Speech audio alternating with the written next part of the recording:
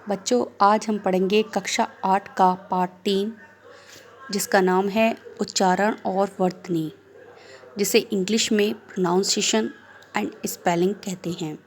जिस प्रकार अंग्रेजी में हम स्पेलिंग मिस्टेक करते हैं तो हमारे नंबर कट जाते हैं, उसी प्रकार हिंदी में भी अगर हम मात्राओं की गलती या अक्षरों की गलती सही तरीके से नहीं करते हैं, उन शब्दों को सही तरीके से, मात्राओं को सही तरीके से नहीं लगाते हैं, तो वहाँ हमारा पूरा वाक्य गलत हो सकता है और हमारे नंबर कट सकते हैं। यही इस चैप्टर में, इस पाठ में बताया गया है कि किस तरीके से हमें शब्दों का ध्यान रखना चाहिए और उनकी हम अशुद्धियों को दूर कर सकते हैं। मुख द्वारा वर्णों और अक्षरों को बोलना ही उच्चारण कहलाता है। हमें पता है, हम जो भी बोलते हैं वह हमारा उच्चारण कहलाता है। हिंदी जो है वो वैज्ञानिक भाषा है, जैसा हम बोलते हैं वैसा ही हमें लिखना होता है। हिंदी भाषा में शुद्ध उच्चारण को विशेष महत्व दिया जाता है। अन्य भाषाओं की तरह लिखित व मौखिक रूप में कोई अंतर नहीं होता, यानी कि इसमें लिखने और बोलने में कोई अंतर नहीं होता।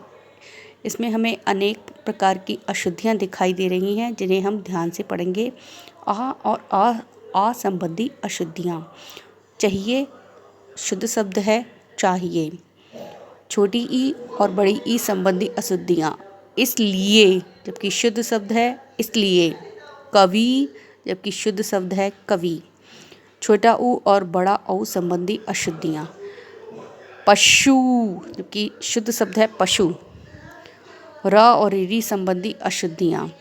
ऐसे ही इसमें अन्य अशुद्धियाँ दे रखी हैं, जिन्हें आपको बहुत ध्यान से पढ़ना है और अपने अशुद्धियों को, शब्द संबंधी जो अशुद्धियाँ हैं जो हम निरंतर करते रहते हैं, उन्हें हमें दूर करना है।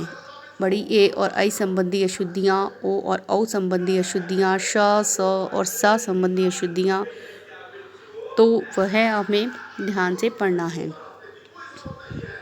इस प्रकार यह पाठ जो है वह समाप्त होता है। अगर फिर भी आप